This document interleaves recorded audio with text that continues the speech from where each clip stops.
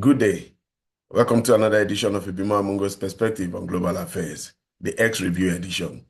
Before I continue, I urge you to please press the like button. And if you're new to this show, I also urge you to subscribe. The Russians have been carrying out a very unrelenting attack on the energy systems and energy infrastructure in Ukraine. The Ukrainians do their best to try and repair this infrastructure that is damaged, but just as they finish, the Russians send another swarm of Guarantee drones visiting again. Sometimes Kyiv missiles, sometimes hypersonic missiles, Zircon missiles. They use a whole suite of missiles and drones. And over the course of the past 24 hours or even 12 hours, the Russians again carried out another devastating attack on the energy systems in Kyiv and some other regions and oblasts in Ukraine. That will be the start of today's X review, where today we will have this here from DD Geopolitics. It says Kyiv last night. Kyiv suffered a large drone and strike targeting the city's energy infrastructure, including the CHP-6, CHP-5, and CHP-4. Weapons reportedly used the strike package include one Kyiv hypersonic missile, two Zircon hypersonic missiles, two Iskander-M ballistic missiles, at least two Iskander-K cruise missiles, 4 KH, 22 KH, 32 heavy anti-ship and land attacker missiles, and multiple drones in coordinated waves. So this here is...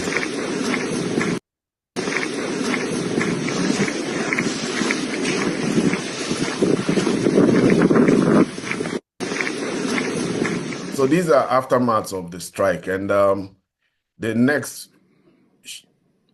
Что-то горит сильно. Дым за 16-кой.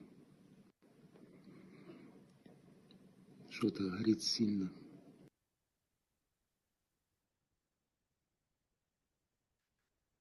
The interesting thing about these strikes is that we now have a lot of citizen journalists who capture these the aftermath of the strike, the effects of the strike, the destruction or the impact of the guaranteed drones with their phones, and it is these images that end up being used and validate the attacks. It shows us that these attacks took place, and it is from these attacks that a lot of people get. So we get to Kyiv tonight. Russian launched large combined drone missile strike targeting the city's energy infrastructure, CHP-6 and CHP-5 and CHP-4. So they continue to suffer these, and we see that there's a lot of pain for the Ukrainians. This is causing them a lot of distress. We see how in the midst of very low temperatures, minus 15 degrees in some places, they are suffering this lack of electricity, lack of heating, lack of water. The next story says Elon, I agree with ChatGPT. Elon, AI should chase truth as well as make us laugh. I agree ChatGPT is great at chatting. My concern is that it is not rigorous in pursuit of truth. That's a major concern. Grok from XAI will at least try its best to be rigorous and in pursuit of truth. And we also want to try to be the funniest AI. If we're going to die, at least let us die laughing. Rigorously in pursuit of the truth. That's a major concern. Grok from XAI will at least sort of try its best to be rigorously in pursuit of the truth. And also we want to try to be the funniest AI. If we are going to die, at least we should die laughing. So there is an interesting story regarding Elon Musk and XAI and ChatGPT. Elon was the one who gave the seed money to ChatGPT, and now he has this problem with Sam Altman. He has actually sued Sam Altman and Microsoft for about $130 billion. He said he gave them seed money. He also insisted that the whole idea of ChatGPT was for a non-profit. That's why it was called OpenAI. And besides that, he has gone ahead and started his own XAI. It is now very big. They just launched the largest, I think the first gigabyte level data center in America there, and it's incorporating its own AI use and algorithms into its other operations like Tesla, Starlink, and SpaceX. So he is now a major player in the artificial intelligence space. In fact, the Grok, if you have a Tesla, most people testify to what Grok is doing and Grok is very much a part of Twitter here. That is very much a part of X. If you want to get information very fast, you go for Grok. So Elon Musk has really done his own bit in expanding the AI space. TechGene, in my view, Grok. Okay, these are responses to the post. Let's move on to the next one now. I think the next one is also the same thing that happened about shooting and explosion are raging. Numerous drones and missiles are attacking Kyiv. Swarms of Shahid drones, hurricanes are approaching Kyiv. They are heading towards the TPP-6, Kyiv Hydroelectric Power Station, Star Wars. So this is just the report we just read. And obviously this one put out this tweet while the incident was ongoing. They have a lot of, the Times of Ukraine, they have a lot of bloggers now who tell the situations regarding what's going on. They mainly are in Telegram. Telegram is much popular within the Eastern European theater there. We should remember that Durov, the owner of Telegram, is a Russian. He has a French and UAE citizen. But that it is very, very important now. So important now that Telegram is being used to recruit a lot of Russians, a lot of Ukrainians. The two intelligence agencies and all the other intelligence agencies use Telegram. That has now forced the Russians to now have their own. They want to now have their own messaging app called, I think, Max or so. So we get this information about what's going on very, very, very, very early. The information space is very active these days, and to think that most times whatever is going on is put on X. We have an X tweet here from the White House, no less. It says the White House shares a photo of Trump walking alongside a penguin holding an American flag. President Trump is very dogged. I think this is just psychological warfare. He's making it known to the Europeans that even though he may have held off from a comprehensive attack on Greenland, he still has his mind on Greenland. This is really disquieting for the Europeans. An ally of several years, several decades is now very dogged and very determined to take a part of European territory. They have never been so galvanized and so agitated as we saw them in Davos. The Europeans, for the very first time, pushed back very hard against President Trump. And when he does this, we all know that President Trump is very good with his social media. Interestingly, President Trump was kicked off of X, Twitter then, and because he was kicked out of Twitter, he started his own social media microblogging platform called Truth Social, and most times it is through Truth Social that he puts out his ideas. We should remember also that President Trump was one of the most popular people on Twitter before he was deplatformed by the last owners of Twitter. He was only reinstated by President Elon Musk. So he now uses Twitter and his social media posts to troll whoever he wants to give some little headache. Marker self-propelled system here now. Let me do this properly. So Marker self-propelled artillery system of the several group of forces eliminated shelters, hardware, and manpower of the armed forces of Ukraine units in Kyiv region.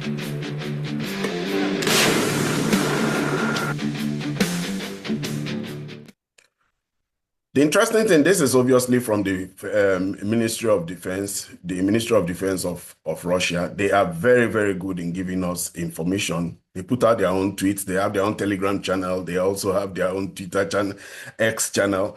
I keep calling it Twitter because now Twitter is, the word tweet is a verb. Practically everybody uses tweet to describe every social media post. But the Ministry of Defense also are using modern tools. It's not only drone that is used in warfare these days. It's also, you put social media post and you show what your doing. And obviously the Center Group and the Teva Group and the Dnipro Group, all of them are having a lot of successes in Ukraine. We get to see more of the drone group Rubicon. They are the ones because, of course, they are drones and they capture visuals much more. So it is theirs that we see a lot. This film was actually even done with a drone. So the two defense ministries are using X significantly. The attempt for peace continues in Ukraine, and Kushner with Kosyolkov, Witkov, and Umerov, footage from the meeting between UAE President Al Nahyan and negotiators from Russia, the US, and Ukraine in Dubai. Closed-door talks continue today. So we see the Americans and really intensifying effort to try and get peace. The Ukrainians, and we hear now that the only sticking point is actually just 10%, and that's land. The Ukrainians are expected to withdraw from the whole territories and the whole oblast that the Russians have incorporated into their country. Their constitution has recognized those oblasts of Zaporizhia, Kherson, Donetsk, and Luhansk. And there's also the little matter of a buffer zone. The Russians have been going on to capture buffer zones in Dnipropetrovsk, in Kyiv, in Sumy. They call these buffer zones because it is from here that it will give some distance to their country.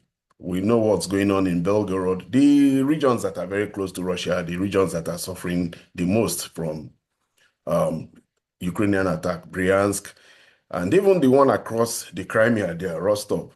So we see this, and maybe that's why the buffer zone is also important to Russians, but that is another sticking point. But the UAE has put itself forward as a mediator.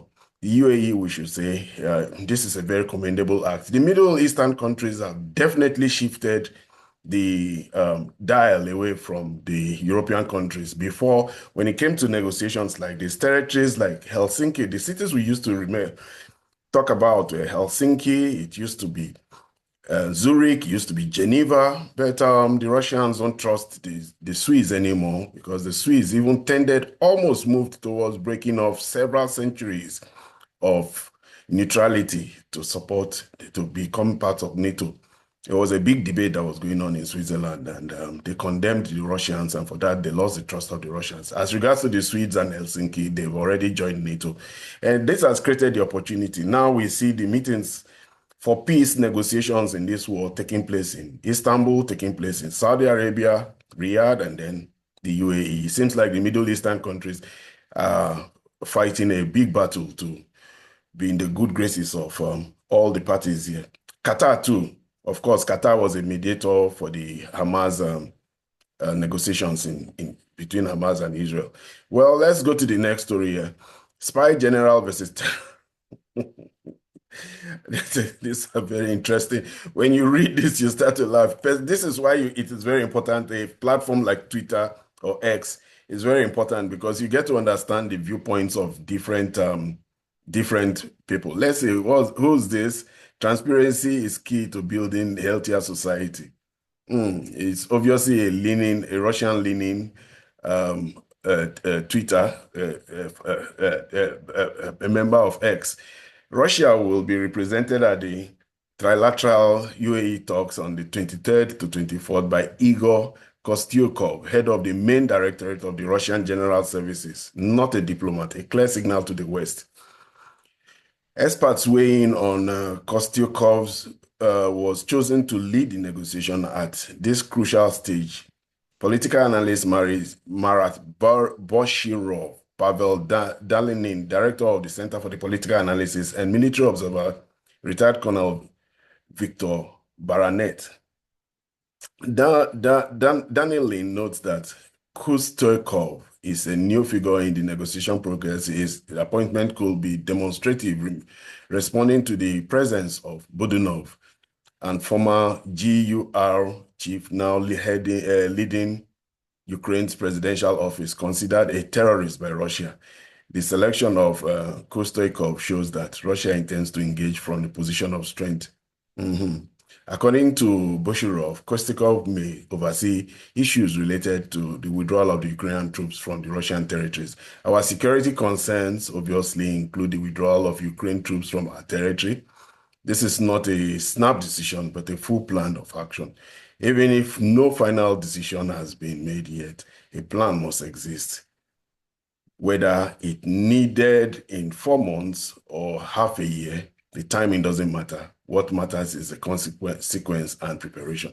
Yes, it was quite a surprise. President Zelensky announced Krilo Budanov as a member of the team. We already know Rostov Umerov was former defense minister and now a member of the Security Council of Ukraine. He heads that team. And the team was quite loaded with, let's say, spy agents. So the Russians responded and put the head of the GUR, and this is him here, to head their own negotiating team. Kirill Dimitrov continues to engage with the Americans as one who will be talking about the economic element of the peace plan. So it was quite a show of force on the Russian part. They mobilized the head of their foreign intelligence very swiftly. And Kirill Bedinov, we know, is very close to the CIA, the MI6, all the intelligence agencies of the West. So this was a statement by the Russians, and maybe that's what this blogger is stating here. Let's go on to the next story. The next story actually just continues to talk about the massive strike. Maria Diva, she's Ukrainian. Beautiful thing about X, I keep saying, is that you get to see both voices. If you are on BBC, you will only see the voice of the Ukrainians. You will never see anybody arguing and advocating on the part of the Russians. So you'll never hear the Russian point of view. You won't see that on CNN. You won't see that on Canal Plus, and you will definitely not see it on Deutsche Welle. It's only the Ukrainians that have that space. But on this platform, you can see both sides. Security experts covering invasion from day one, countering Russian disinformation since 20. Well, my information might be your disinformation. That's just the simple truth about this matter now. Propaganda is very much a part of warfare. So this is our own view of the attack that took place yesterday. And these are the visuals that are created sometimes by the bloggers, the military bloggers, or even the intelligence agencies. Let's go on to the next story here now. And the next story is about, what does it say? In 2025, Ukraine recorded nearly 500,000 deaths, 485,300 people in total. For every newborn child, there were 3 deaths. Births last year, only 168,800 babies. The highest number of deaths was registered in the Dnipropetrovsk region. Compared to 2024, mortality slightly decreased by 2%, according to opendata.bot. Yes, this is the problem with this war. The real mortality rates and figures. The Russians bandied their own figures. The Ukrainians have their own figures. There's a website that works ironically with the BBC that is called Media Zona. They also put out their own figures out there. But because they are closely aligned to the British institution, they tend to, they are a little bit discredited. But their figures are very much lower. This is a problem for Ukraine. It is not just about the deaths and the beds. It's also the fact that there's a lot of movement out of the country. Over 8 to 10 million people have left Ukraine. Many, believe it or not, moved to Russia, and some are in Poland, some are in Germany, and some are in America. I think 200,000 of them have been welcomed into America. So this is a real loss for America. And it's young people, a whole generation of artisans, doctors, nurses have all left. Added to that, quite a lot are dying in the war. So it's a problem, and it's also a problem for the Russians, no doubt. Let us not remember that President Putin has made it a priority that one of the main things that he's going to do now is to make sure that the family situation in Russia is improved. They are doing everything to try and get Russians to have more babies. Anyway, let's go to the next story. Andriy Sybiha is the foreign minister of Ukraine. He is very, very caustic to the Russians. It says peace effort, trilateral meeting in the UAE, diplomacy. For Ukrainian, this was not another night. This was another night of Russian terror. Cynically, Putin ordered a brutal, massive missile strike against the Ukrainians right while delegations are meeting in Abu Dhabi to advance American-led peace process. These missiles hit not only our people, but also the negotiation table.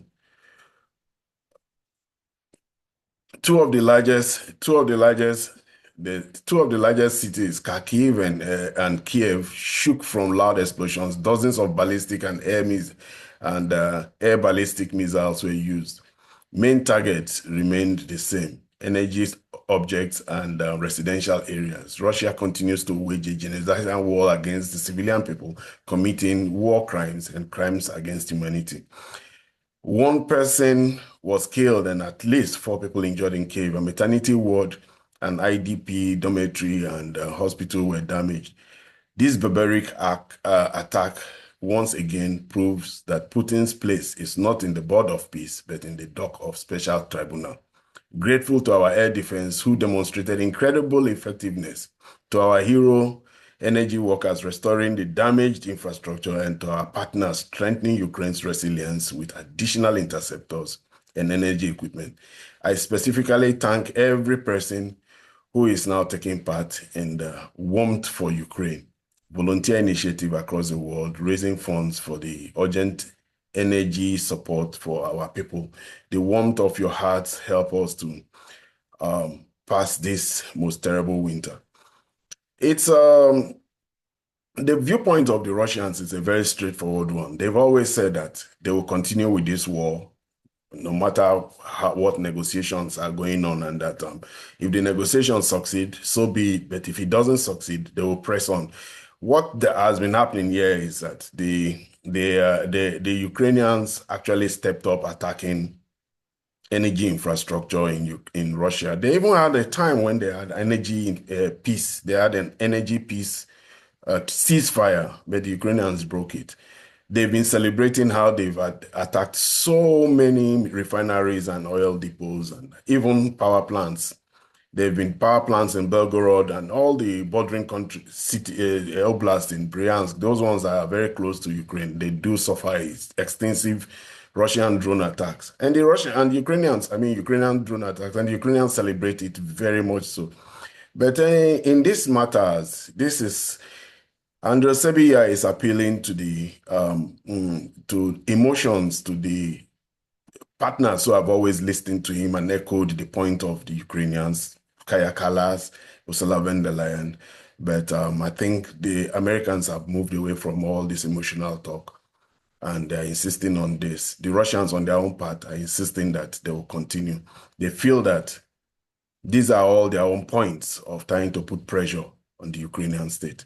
Anyway, let's go on to the next story. It still is about the negotiations that is going on in Abu Dhabi.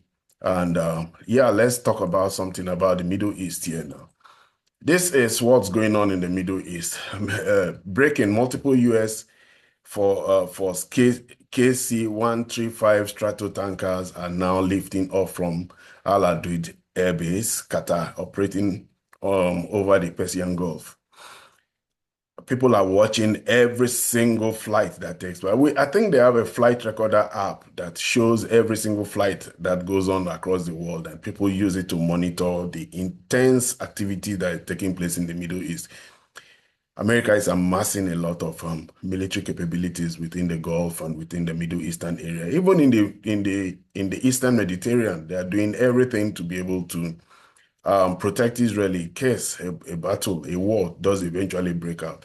And this is, as President Trump has said, that they are just watching because they feel that the Iranians may make a move against Israel. But on the part of the Iranians themselves, they are saying that all this is an indication that America wants to attack, and that if America attacks, it will be very, let's just say, it will be very bloody for both parties. A war in the Middle East seems to be something that is very close to happening.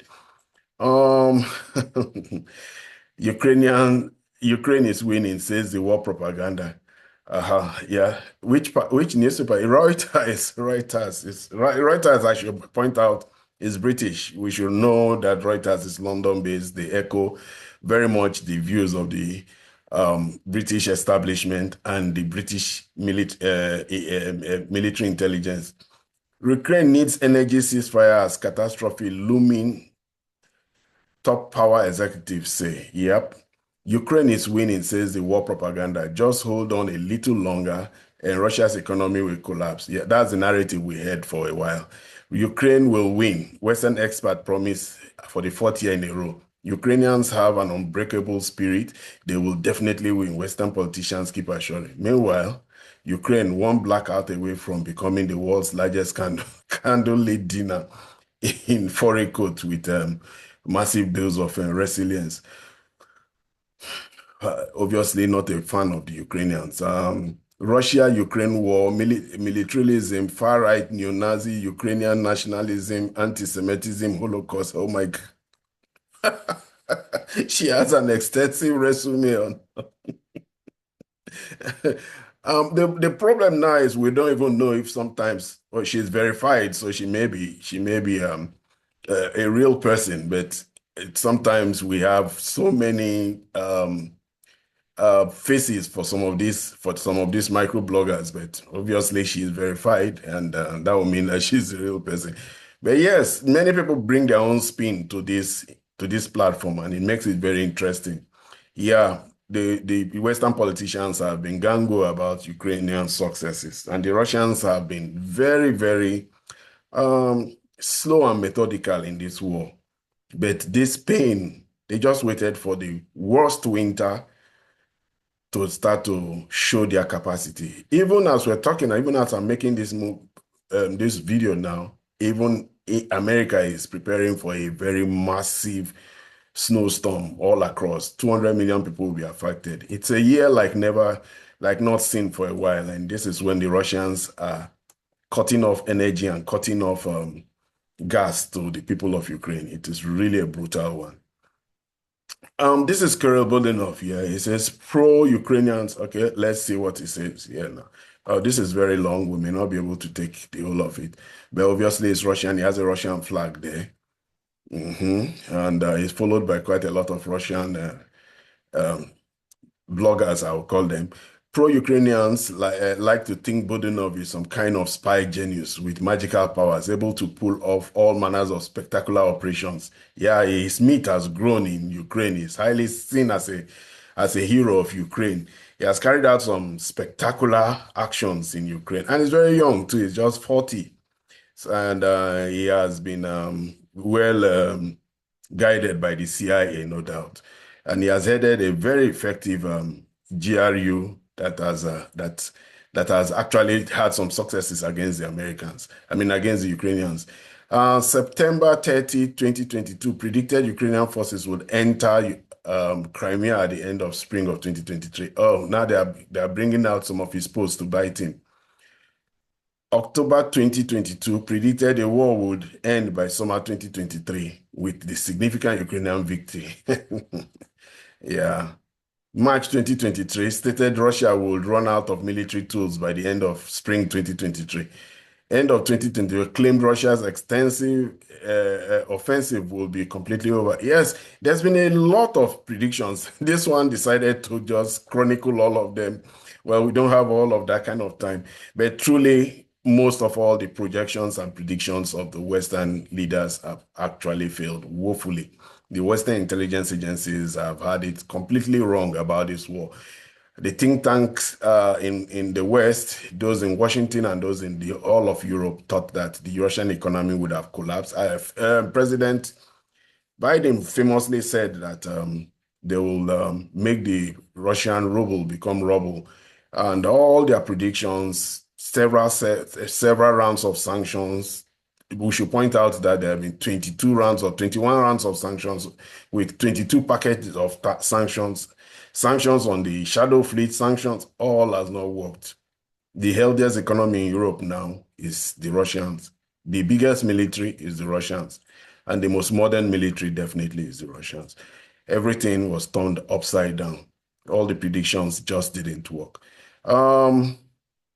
Let's see what stories we can do. Maybe we will do these next two stories and then end with that. This one has to do with breaking. Yeah, this is a very important one, but it doesn't have the details of it.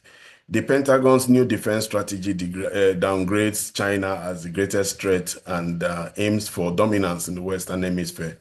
Russia, North Korea, and Iran are also not considered as top priority. The defense document just came out. I think it may be in this thread somewhere. I saw it.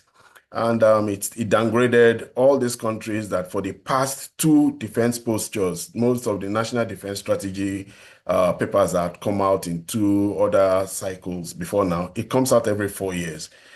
China was at the top of it. But this time around, President Trump's presidency is looking to the Western Hemisphere and trying to de-escalate with the great powers. President Trump chooses to have his battles with exotic countries like Cuba, Venezuela, countries that may not have an ability to do damage to American power and strength. So this is what has happened here now. It has really changed how the neocons and all the people who want a war.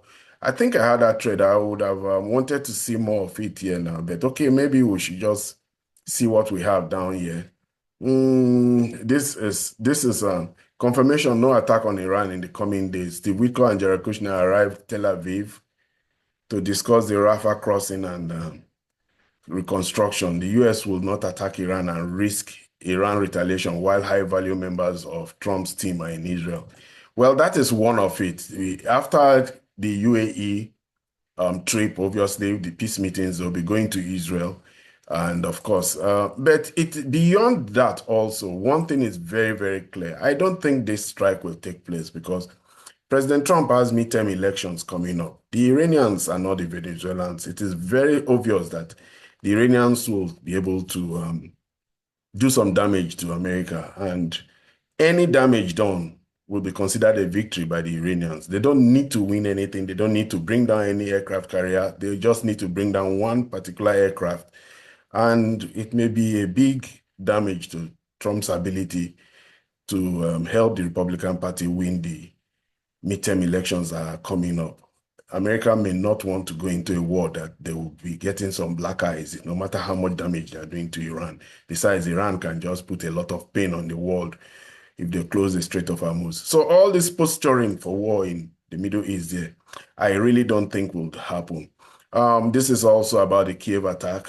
This also here is about the amassing of weapons in a scenario like this will be impossible unless it is very well prepared and arranged with Iran. Yeah, so this is also about the war in Iran. And this is what the Iranians have been saying they are going to do. Just in Iran, once any attack will trigger all-out war and promises highest possible response. We saw the response of Iran during the 12-day war. It's a very, very, very brutal one. They have that capacity.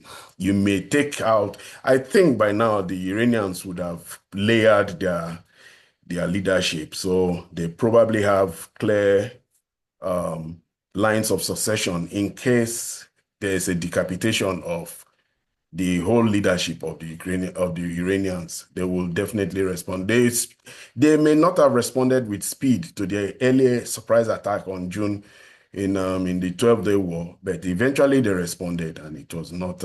Their response was very, very, very hard. Well, let us. This is okay. Let's take Reba here now and do this last. This is the last story by Reba, still in these Iran issues here now. What is Reba saying? Reba is one of the very well-respected military bloggers in Russia. It says, will there be a strike on Iran? Although the media hype around the possible attack on Iran by the U.S. military somewhat subsided, preparation for the operation is still ongoing. Over the past week, the Americans have increased the groupings of fighters refueling and transport aircraft in the region, and what and where. So he is very meticulous. He has all the maps of all the possible places and all the bases that the Americans have sent military hardware too. Al Dafar Air Base, Al Udeid Air Base, Prince Sultan Air Base, Isa Air Base in Bahrain, and then the Muwafaq Salti Air Base in Jordan. He has all the aircrafts that they have there. And this P here is for the P8 is for anti-submarine. So the Americans have extensive military assets within this region here, no doubt about it. But this is what I'll end with this story. This is what the story is just about how the Iranians can respond. What does it say? Breaking: Iran fires back at Trump's armada. Any attack, limited or unlimited, will be treated as all-out war. Iranian officials warned that Iran will treat attack, whether described as limited or unlimited, surgical, kinetic, or otherwise, as an all-out war against us, and that Tehran will respond with maximum force. This is the maximum force.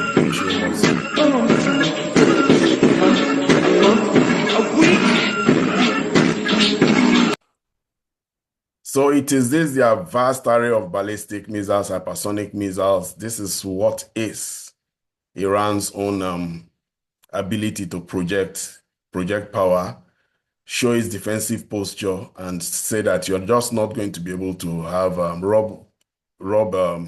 roughshod over us. We have a means of defending ourselves. And this is what may be a threat to the presidency of President Trump if he decides to go ahead with this strike. So we are still watching. My conclusion is that there will be no strike. I sincerely believe so. I think that nothing will happen. President Trump is watching. He will not risk his presidency for something that does not necessarily threaten America's security. And besides, stability in the Middle East is very important to the Middle Eastern Gulf countries now. Some of them they have bid and they are supposed to host the World Cup. Some have huge tourist-related industries now, Dubai, the United Arab Emirates. Those are not industries that are very good with conflict. Anyway, this is where I'll end my show for today. If you're new to my channel, please subscribe. If you have any views regarding the opinions I just expressed, please put them in the comment section. Do well to like and share. Until my next video, you have a good day.